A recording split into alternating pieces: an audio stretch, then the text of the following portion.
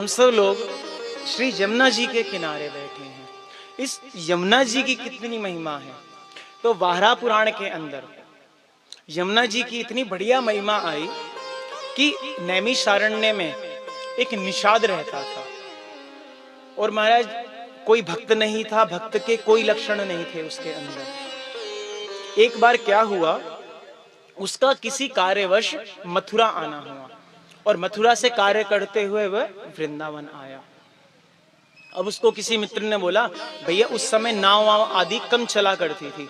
उसने कहा हमें जिस गांव में जाना है वो जमुना जी के पार है और उस गांव में जाके हमें काम को संपूर्ण करके आना है।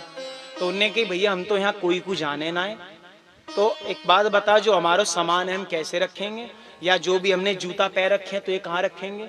तो उसके मन में कहा आई, उनने कहा करो महाराज अपने जूतान को लियो, दोनों में गांठ हमारी और अपने यहाँ सर पे बांध लियो। होने लोग बहुत से लोभी हो गए कि हमारी वस्तु ना खराब हो जाए, तो उसने जूता को का करी अपने सर पे बांध लियो और जो सामान है तो वह को एक पोटली बनाई और पोटली यहाँ कंधे पे रख ली और तैर तो वो जाने लगो आराम से। जैसे तैरते तैरते वो महाराज पल्ली पार पहुंचने वालों, गलती से वो दो जूता में से एक की गांठ खुल गई और वो जमुना जी में गिर गो। अब वो पहले तो उसने पार कर ली, उस तरफ खड़े हो गए। उनने कहा यार मेरे एक जूता निकल गो अंदर, अब मैं चलूंगा कैसे, तैरूंगा कैसे। अब उसके और लोभी पुरुष, तो उनने कहा मैं काम करूं, मैं नेक कूदूं या मैं डुबकी मारूं और अपने उस जूता को निकाल लूं। उसने डुबकी मारी यमुना जी में जूता निकालने के लिए और कछु ऐसी लीला बनी वो डूब के वाई में मर गो। कछु ऐसी लीला बनी वो डूब के वाई यमुना जी में मर गो। और मरने के बाद कहा भयो महाराज मरो तो यहाँ यमुना जी में और कोई अपनी इच्छा से ना मरो, कैसे ही मर गो। अगलो जन्म वहां को कहा भयो महाराज सौराष्ट्र में एक क्षत्रिय वंश में राजा बनकर वहां को जन्म भयो और खूब सुंदर महाराज राजपाट सब कुछ ठाठ उसके पास।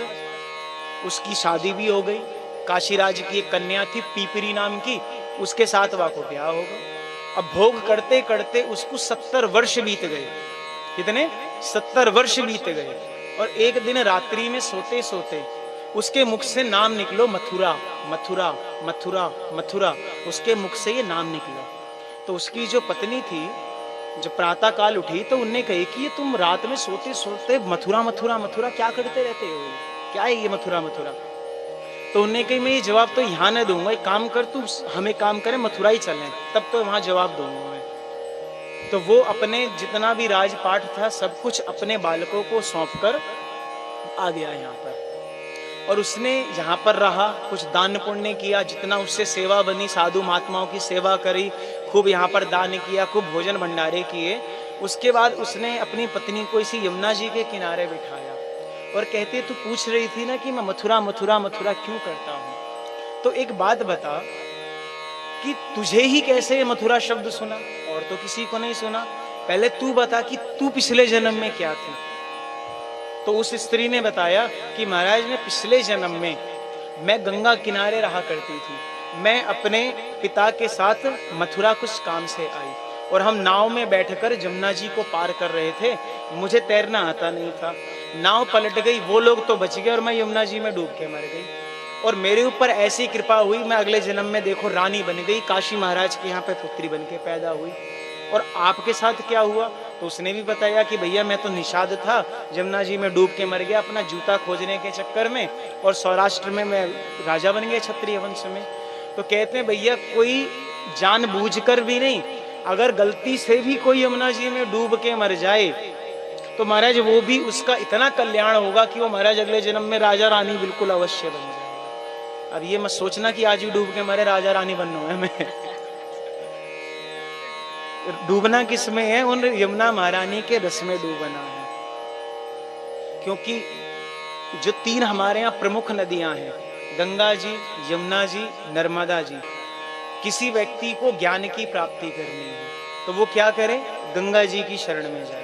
वो गंगा जी का रोज सेवन करे, रोज उसमें नित्य स्नान करे, तो उस व्यक्ति को अपने आप ज्ञान होने लग जाएगा। किसी व्यक्ति को वैराग्य पुष्ट करना हो, अपने जीवन में वैराग्य चाहता हो, तो वो क्या काम करे? वो नर्मदा जी की शरण में जाए। नर्मदा जी क्या करती हैं? वैराग्य देती हैं, उस वैराग्य को प्रदान करती हैं। और किसी व्यक्ति को अगर भक्ति चाहिए तो वो श्री यमुना जी के शरण में आए, क्योंकि यमुना जी क्या करती हैं, उस भक्ति को प्रदान करती हैं।